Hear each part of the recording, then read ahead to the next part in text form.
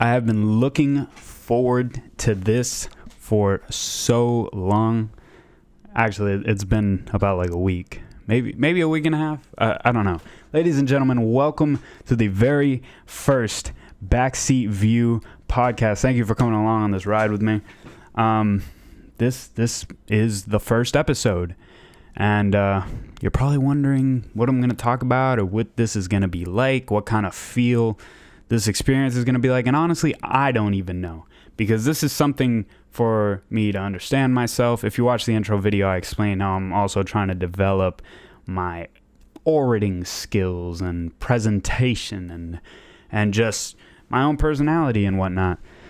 So the very first thing I want to talk about, because I'm kind of launching this parallel to the return of me uploading on my main channel. This is going to be kind of a side thing, but I very much, it seems exciting. Okay. So, I should talk about my main channel. Parallel to this, I'm uploading, my first vlog back for like a long time.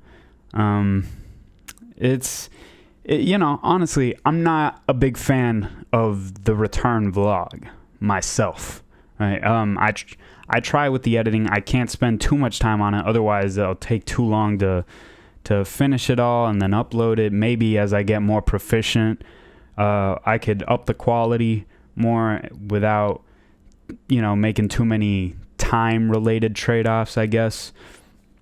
But, I'm just trying to put content out there, and hopefully eventually I'll get my finger on the right membrane and everything starts taking shape better and better. And hopefully some people believe in me. I definitely believe in myself, and I hope I have the perseverance to plow through this for the future vlogs. I really have no idea what it's going to be. It might be just me, like the same first vlog where I'm just going about my day, or maybe I'll have an actual idea, or maybe I'll make a documentary. Who knows? I really don't put me in a box, because I have no idea where I'm going to go with all this. I'm really just trying to throw shit out there and see what catches traction, trying to pay attention to myself and what I'm putting out there and the response I get and whatnot. So, hopefully all that works out. All right. This is an uncut vlog or uncut podcast type thing. I said this in the intro. I don't know why I'm saying it again, but just to be clear, I'm going to avoid cutting out as much as possible, and unless, of course, YouTube guidelines or other platform guidelines. So I have some topics here that I want to talk about. I didn't come here empty-handed.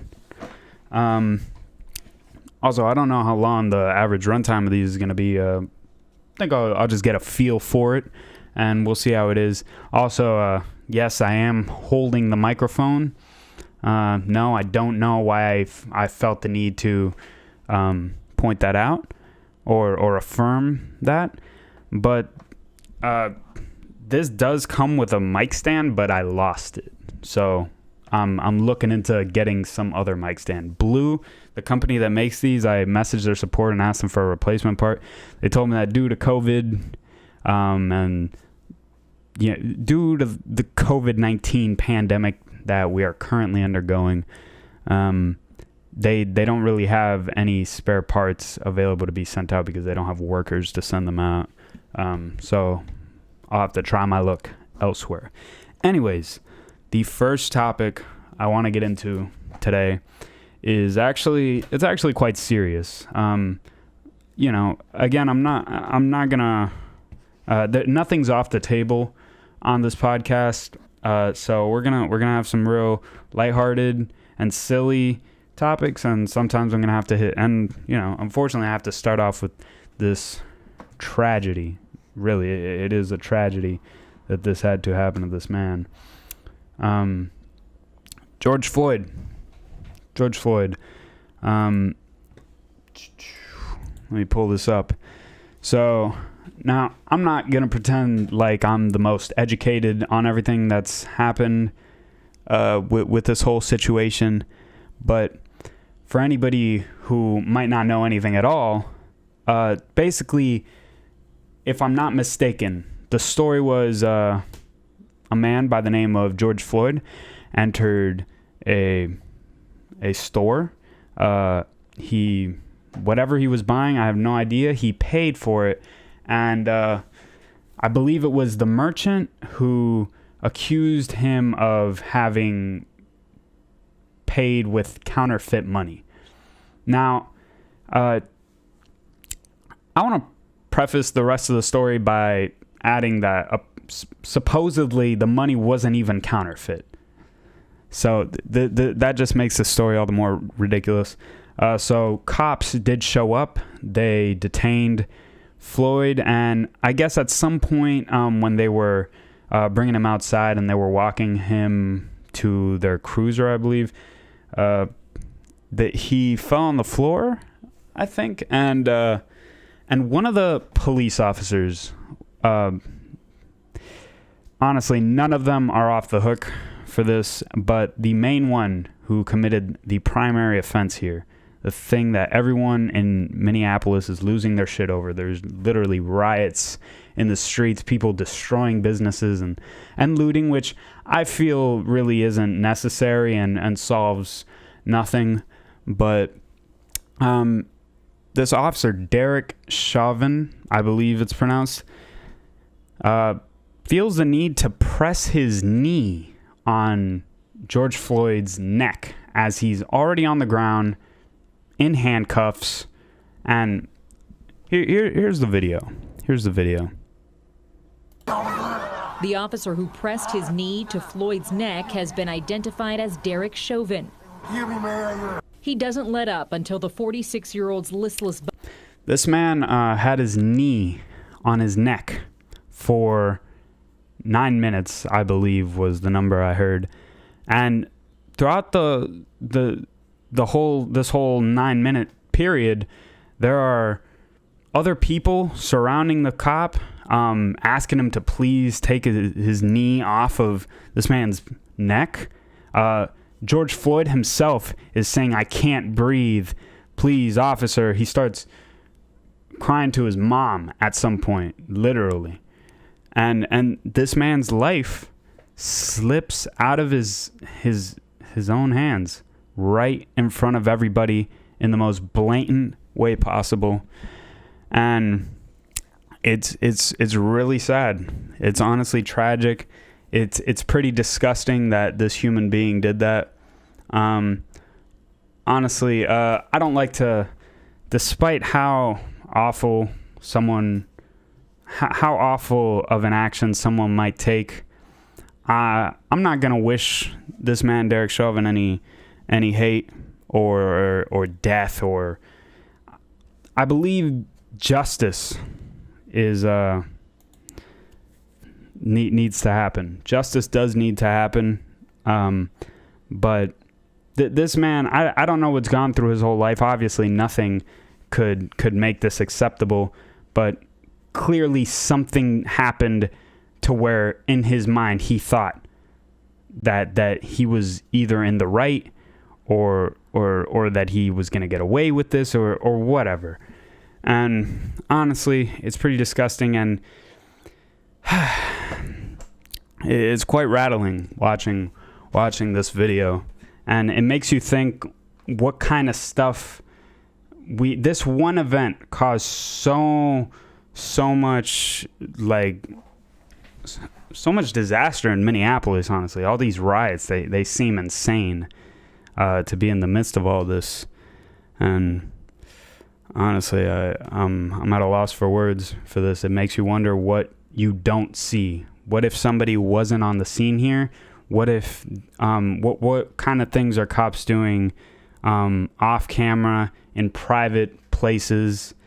And I'm not gonna paint the cops as in a bad light. There are good cops, and I like to believe that most cops are good. But the power of the badge and the gun gets to a lot of people's heads, and I believe this is the case here. So rest in peace. Of course I fucked that up. Rest in peace to George Floyd. Did not deserve to go out that way. You know, my thoughts go out to his family and his loved ones, and hopefully justice is served here. If you happen to be watching this, I'm just doing this on the off chance. If you happen to be watching this and you are from Minneapolis, or you are just one of the people that is completely outraged by this event, understand that your stress and all the pain you might be feeling, your reaction to it is it's not going to reverse what happened. So I'm just asking that you stay mindful of that, and don't do anything crazy. Don't throw, I doubt anybody watching this has really done this, but just on the off chance, like, don't be the person who is willing to throw Molotovs at buildings and you know, loot and attack other police officers in the streets, or just disrespect police officers just because of this. Because honestly, this is the case where you know, one person who belongs to a group of people can paint the whole group bad, and this happens over and over again. And I understand that certain communities are tired of this happening. It's happened throughout history for a long time, and I feel for you, and I really do. But understand that retaliation it's not really gonna solve anything. So I don't really know how to segue out of this sort of low vibe here, but this guy, we're gonna get to him. First I want to talk about this show, The Midnight Gospel. This show was incredible. It's colorful, it's psychedelic, and it is enlightening. If you're familiar with Duncan Trussell, or I'm sure somebody watching this has heard the name Joe Rogan. Duncan Trussell is one of his comedian friends who he runs his own podcast called the Duncan Trussell Family Hour, and it is honestly one of the coolest podcasts ever. He started this show with Pendleton Ward, I believe his name is, who is one of the creators of Adventure Time. And it's sort of this blend of like a cartoon story with segments of his podcasts in it. And it is so incredible. Honestly, there's only like 8 episodes. But it's 8 episodes, yeah. They're around 30 minutes each, and trust me, if you watch it from beginning to end, you will not be disappointed. All right. That's all I have to say for that. I just kind of wanted to shout that out because this show is honestly incredible. Watch it. Trust me. Let's see. Oh, okay. So next up is this man. I just wanted to talk about this man. Honestly, there's nothing in recent news really makes this relevant, but I just stumbled upon this. I stumbled across this on YouTube, and this guy is honestly so great. He listens to albums and he reacts to it, and he just posted a video, and he's been doing this quite a while, for over 7 years, I believe, and just look at this. What? This guy has a good time. Look at this.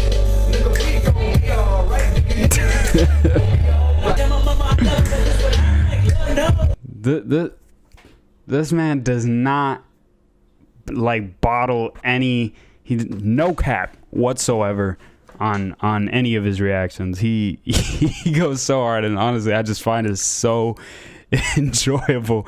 Honestly, I've watched several of his videos front to back. or the beginning to end, just because it's like, if you've already heard the album or the track or whatever it is he's reacting to. I think he also does Let's Plays for video games. If you've already heard the album, you're listening to the music again, but you're feeding off of his vibe as well, because this guy just amplifies it so much. And honestly, you could have heard something in a track and just thought, oh, that was all right, or maybe you didn't react to it at all, and you gravitate more towards another like element or part of a song, and when you listen with this guy and you just see his reaction to something you haven't reacted to before, or something you maybe slipped your view, or maybe something you honestly just didn't think was that great. And this man, he'll have like such a turned up reaction that it's just, look at this dude. No. Look at this.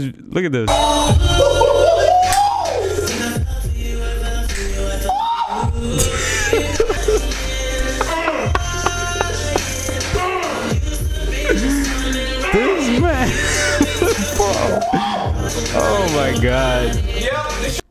This guy is such a trip. It surprises me that this man's been doing that for so long, and he's only around 400K subscribers. But I love this. I love seeing that somebody did what they enjoyed. This man clearly enjoys doing this, bro. And he seems like he's losing weight too from doing it. He's sweating by the end of every video, like buckets.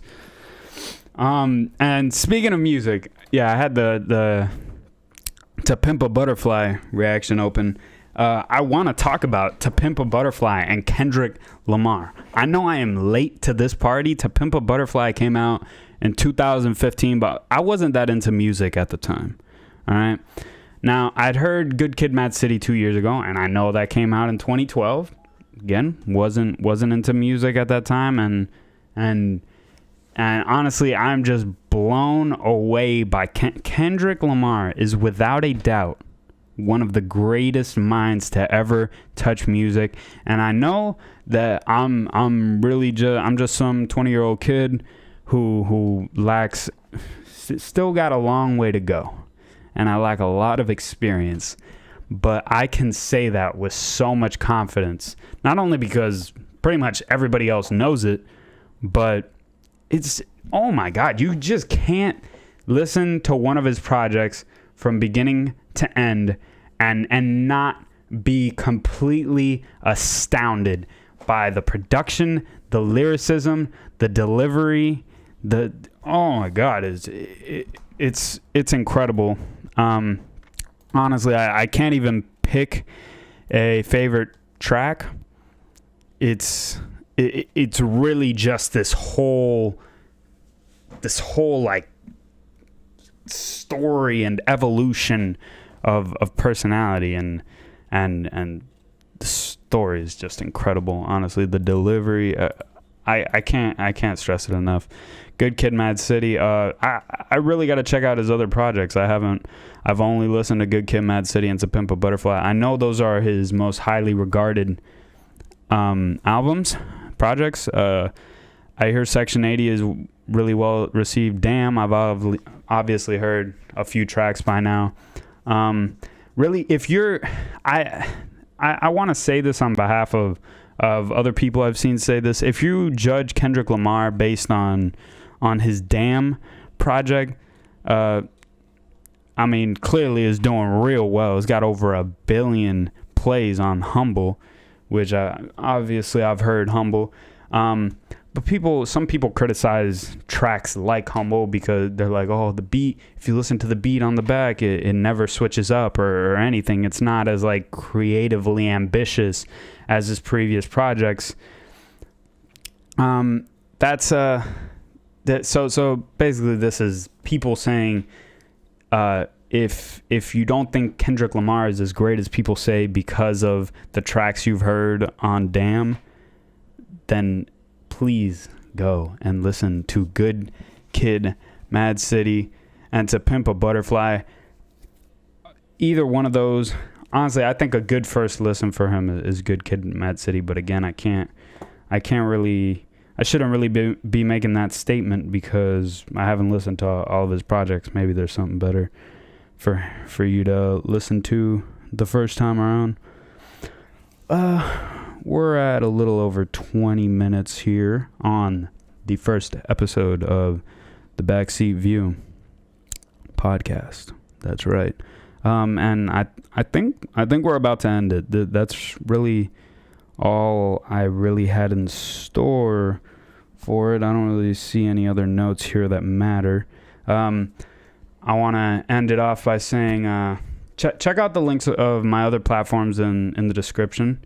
My main YouTube channel. Actually, this might go on my main YouTube channel, but if it's not, if it's on its own YouTube channel, and check out my main YouTube channel. Check out my Instagram. I might open a Discord server. It's kind of in the works. I want to figure everything out.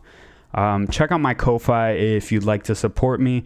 I'm thinking of starting to throw in exclusive content on there for anybody who donates even $1. Really, I'm not looking for much. And yeah, I think that's it for the first episode. Wow, man, I am so excited to see where this is, like 10, 20, 50, 100, 500 episodes from now. You know, I really look forward to seeing how much I grow, how much this shapes and how much changes, and hopefully for the better. And hopefully some of you believe in me and stick around for the ride. Tell your friends. And yeah, I think that's all. Hopefully you enjoyed this first episode at least somewhat. Leave some criticism, some suggestions in the bottom, maybe some topics you want me to cover, maybe something you felt I was saying a lot, maybe I was saying like a lot, or maybe I was doing something with my hands, or maybe the way I'm holding the mic maybe something is wrong with the audio, or that I didn't notice. Anything, you know, if you notice anything you would change, bring it to my attention, my line of sight, and maybe I'll definitely take it into consideration. I'm not going to say maybe, unless that, you know, there's too many and I can't go through all of them, but that's definitely not going to be the case for this first episode. Anyways, thank you so much for watching this first episode. I greatly appreciate it. Check out the other platforms I'm on. The links are in the description, and enjoy the rest of your day. Check out the other vlog, the vlog I uploaded alongside this if you haven't already. And that's it for today. Backseat View Podcast, Episode 1, closing. Thank you.